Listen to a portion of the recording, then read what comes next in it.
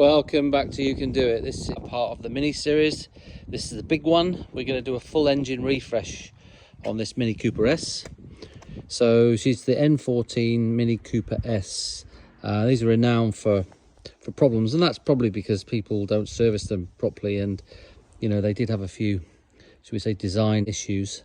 So you just got to look after it, make sure the oil topped up all the time. Anyway, so this is a full engine refresh.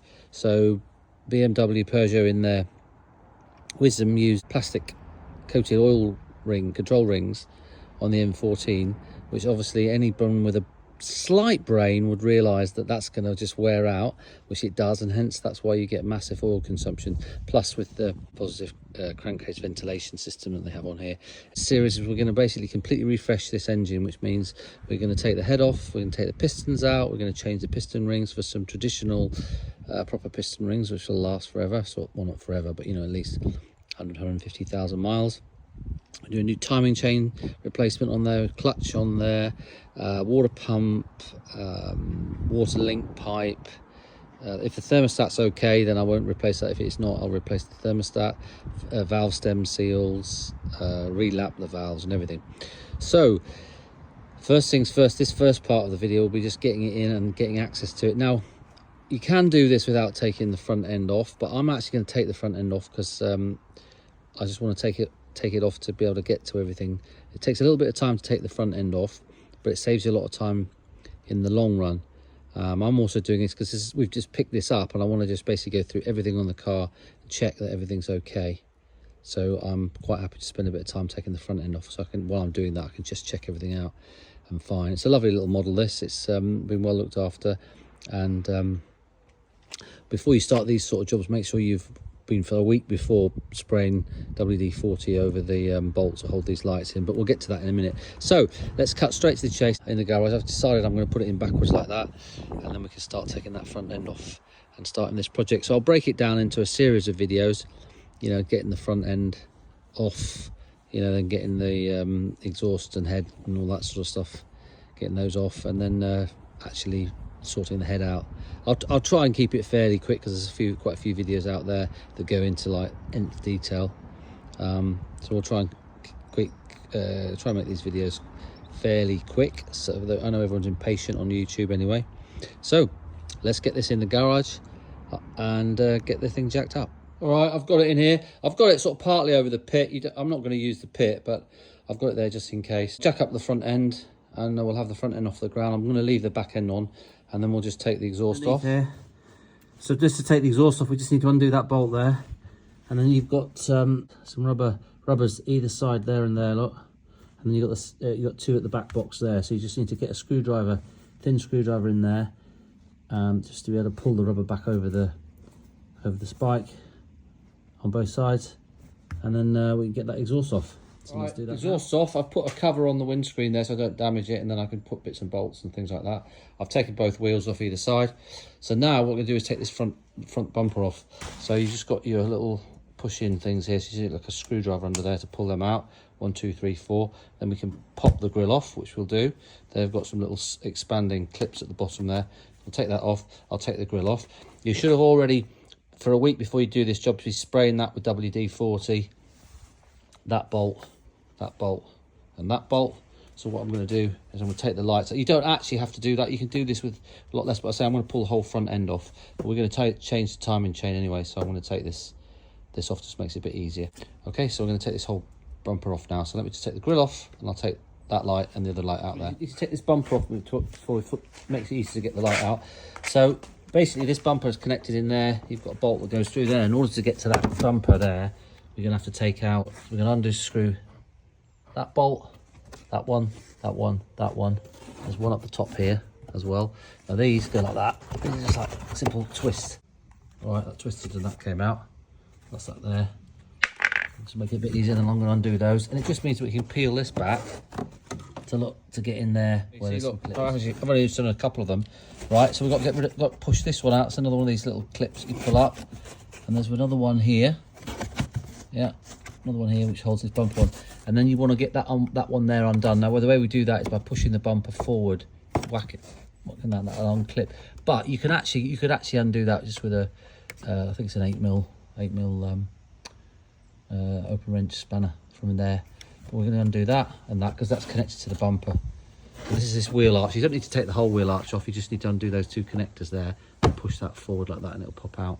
Do that. Okay, that's all off there. Look, those are out. I'll actually cut them out because I was going to order some new ones and cut them out because they were the original BMW ones are really difficult to get out, and rather than spend time, just put a knife in between there and cut it and cut that from there. Then this one here, that bolt there, look, down there.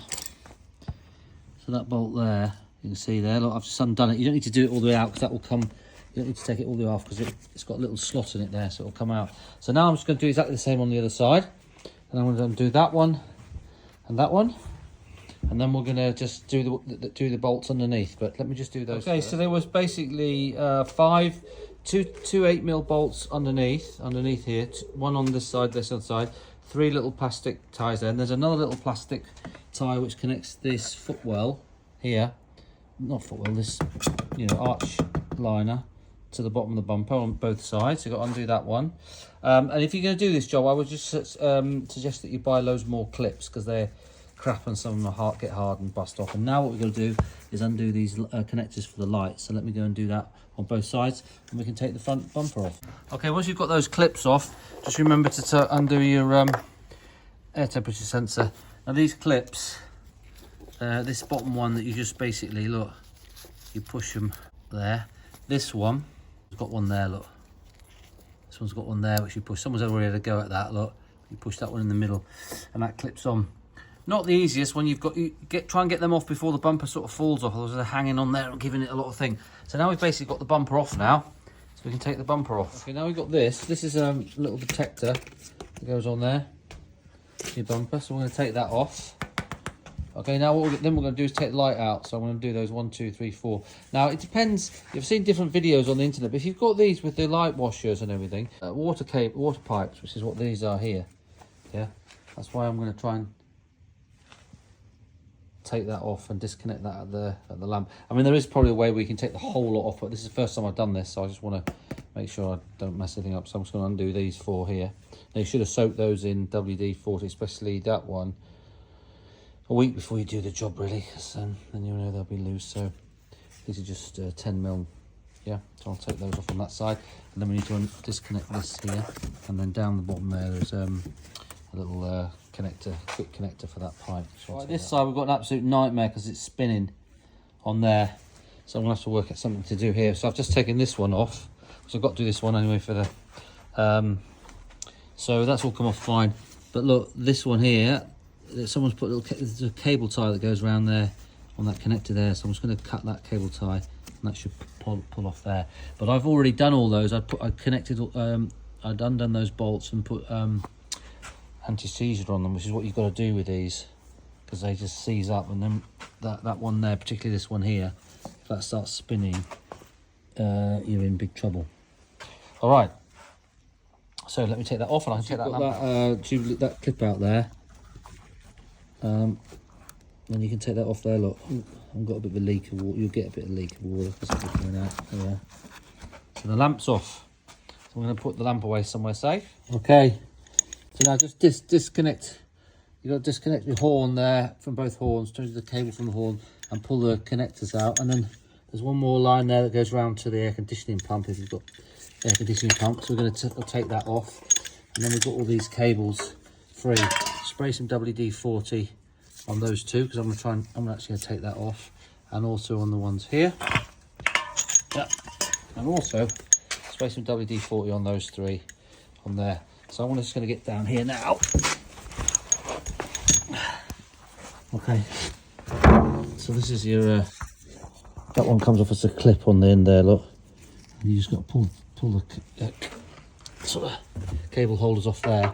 So then we've all got those off there, like that, okay? Okay, now we're going to take this little crash bar off here. So what we need to do is 2 13s there. You have to undo a little plug there which just holds the support for that. You've got 1 there, 2 there, 1 there. I'm going to have to undo that. I've undone that there because I'm still going to take this crash off. And then we need to disconnect this here for the bonnet catch. So let me just get a screwdriver and I'll lip that under there. And also while you're here, put a screwdriver down there and lock your catches off, just so that you don't make the mistake when you put it all back together, closing the bonnet without putting that catch on, because you won't ever be able to, well you can, but it's just a horrendous job. So just remember to close those down. Okay. To get that catch up there, you have to just put a little screwdriver, the two little pins there, put a screwdriver under there. So when you get it, it's going to be like that. Put your screwdriver underneath it, behind it, there, and pull that up, yeah? And then you can take that up. It's a good time now to actually run some WD-40 down there and grease that up. So that's out, yeah? So I can put that, in fact I'll run some WD-40 down these ones as well. Right, leave that one up there. It's another one of those little ones there. It goes in there. Okay, so then we're going to use these at 10mm, both sides. I'll just undo those two. And these ones here, which are... Before I go back down and do some other stuff here, I'll just take some stuff off the top here.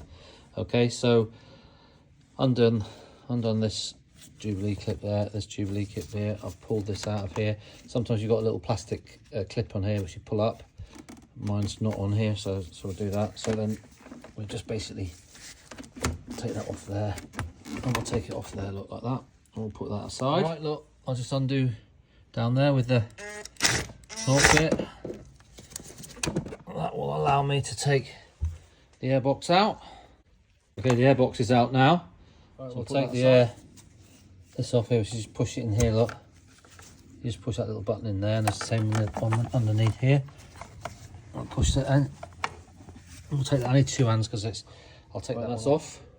Do that now. Right, so now I'm going to undo that and the one down here on the throttle body, and I'll take out this charged pressure hose.